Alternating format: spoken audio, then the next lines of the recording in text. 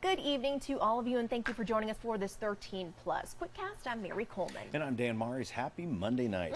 Let's jump right into your news headlines.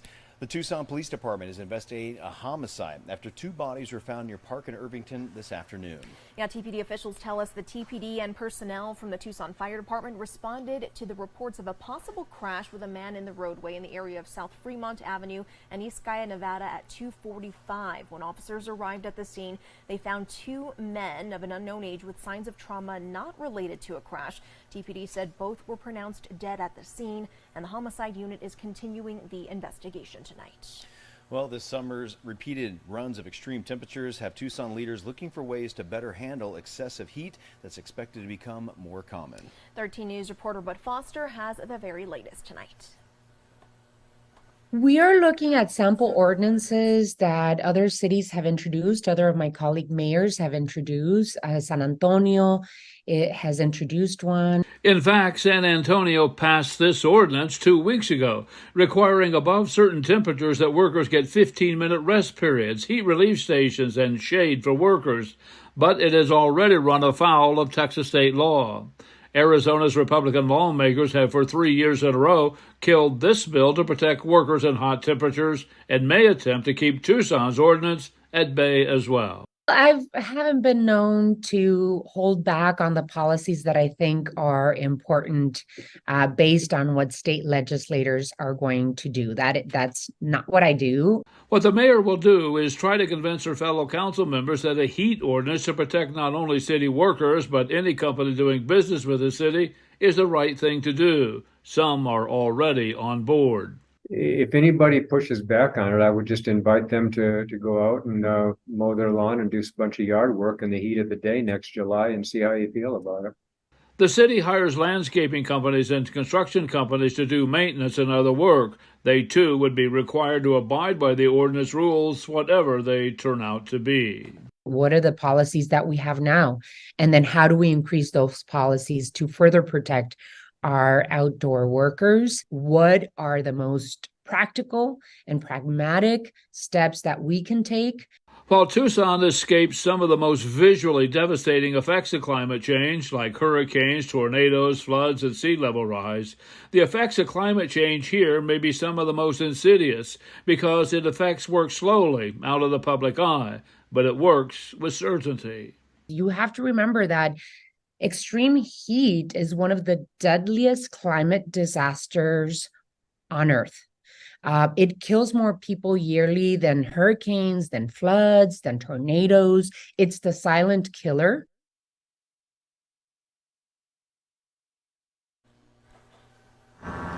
Searchers announced today they have found parts of a missing stealth fighter jet that crashed near Charleston, South Carolina. The local sheriff's office would not say exactly where those parts were found. For obvious reasons, authorities launched a massive search for the F-35 jet after it crashed. The pilot ejected, and first responders took that pilot to a hospital in stable condition. Now, it's not known if the missing plane caused any damage or injured anyone on the ground. The military is investigating what happened. Republican Congresswoman Nancy Mace of South Carolina represents that region, and earlier today, she was quick to criticize the military's response. She said local leaders complained to her about a lack of transparency and a lack of information after the $80 million plane went down. Let's head over to our website now. A 29-year-old man was arrested earlier today, 36 hours after the ambush killing of a Los Angeles County Sheriff's deputy who was shot as he sat in his patrol car. The suspect barricaded himself inside a home in the city of Palmdale, California for several hours, but later surrendered and weapons were recovered, according to Los Angeles County Sheriff Robert Luna. Yeah, sheriff's officials identified the arrested suspect as Kevin Cantaneo Salazar of Palmdale. Luna said authorities have not yet determined a motive for the killing of 30-year-old deputy Ryan Klinkenbroomer on Saturday evening. He described the situation as fluid and said there could be more arrests. And let's move over to Iowa now. Hundreds of people gathered in front of the Algona Law Enforcement Center in Algona last night to honor an officer who was killed in the line of duty last week. Officer Kevin Cram was shot and killed while responding to an active arrest warrant on Wednesday night. And officials have described him as a beacon of light and a hero. And as Ophelia Jacobson reports, members of the community he served to protect say they will always carry his legacy with them. Algona police officer Kevin Cram was shot and killed in the line of duty Wednesday night. People describe him as being a beacon of light. Tonight, the small northern Iowa town is coming together to honor his life and sacrifice. A town of 5,300 people. I've always known that Algona was a special place. Dressed in blue, holding blue glow sticks, and wearing blue ribbons to honor the thin blue line. This shows the support. To honor Algona police officer Kevin Cram. Kevin is a homegrown hero. He truly cared about this community and the people he served. Cram was shot and killed Wednesday night while on patrol. People say he died while answering the call to serve. This was just a young man that come out of a small community that did a lot of great things, did a lot of nice things. 5 days after the shooting, that tragic night still weighs heavily on the minds of many.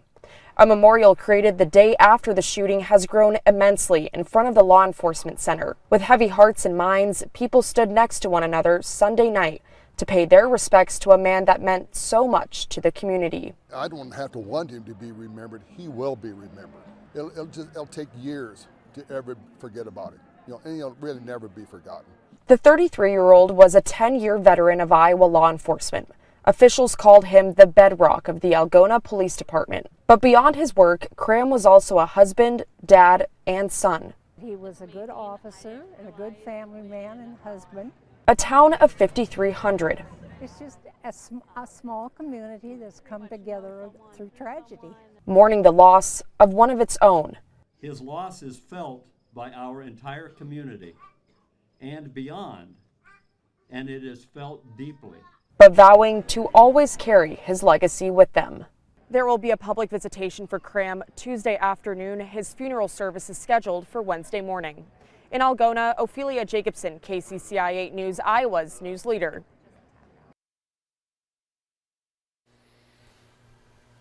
Marilyn Manson must pay a fine and do community service after an incident at a 2019 concert. Manson, whose given name is Brian Warner, pleaded no contest to a simple assault charge today. Yeah, the singer assaulted a concert videographer during a show in New Hampshire in 2019 by spitting and blowing his nose on the victim. In a statement read in court, the videographer said the assault was disgusting and humiliating. Manson was fined $1,200 in order to perform 20 hours of community service by February of 2024. Well, on to some happier news now. A pair of freed baby seals give a cuddly thank you, and a delivery robot needs a helping hand from firefighters. It does indeed. That's all in today's Take a Look at This. So take a look. Watch a pair of trapped baby seals thank their rescuers in the cutest way possible. While having a family picnic on a South African beach, private guide James Suter happened upon the pair of seal pups tangled together in a net. Suter and some other beachgoers worked together to hold the pups and carefully cut them free using a knife. Once loose, the seals scampered back to the surf, but first stopped to reward their rescuers with an adorable cuddle before wading into the waves and back to freedom. An animal rescue in Missouri was more quirky than cute when a lemur on the loose let a wild goose chase. We got this, Frenchie! Springfield police officers were called in to capture the escaped pet lemur, but that proved much easier said than done, as the furry fugitive just didn't want to go quietly. But with the help of some bystanders, the police pair were eventually able to catch the lemur in a towel and hand it over to animal control, but not before striking a proud, and probably winded, pose for a pic. Finally, it was firefighters to the rescue in more ways than one when a confused delivery robot in the UK needed some uniquely human help.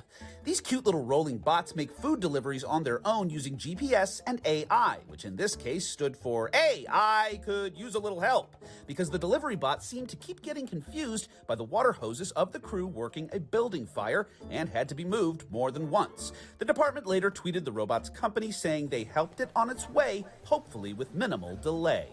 For Take a Look at This, I'm Jeremy Roth. All right, Dan, favorite one of those three? Definitely the seal pups. The seal baby pups. seals, yes. I mean, especially that little cuddle at the end. They looked genuinely happy. They you know, did, that to was be really freed. great. Yeah. Oh, I love And it. it's just a reminder of just all the trash in the ocean. You see these videos of birds and seals and Yeah. turtles getting Yeah. wrapped up. So I'm glad they were saved. Absolutely. I like the little lemur too. You know, I'm just an Yeah. animal person in general. I would have grabbed him for a photo too. He seemed to be pretty happy too. You know, he'll be fed now and back to wherever he You was. know, my first question though was, do they bite? But then the cops were posing with the lemur afterwards. So yeah. Little thumbs up, his little There lemur we go. thumbs. Well, thank you for joining us. We're going to leave you with the live look outside right now, overlooking Tucson.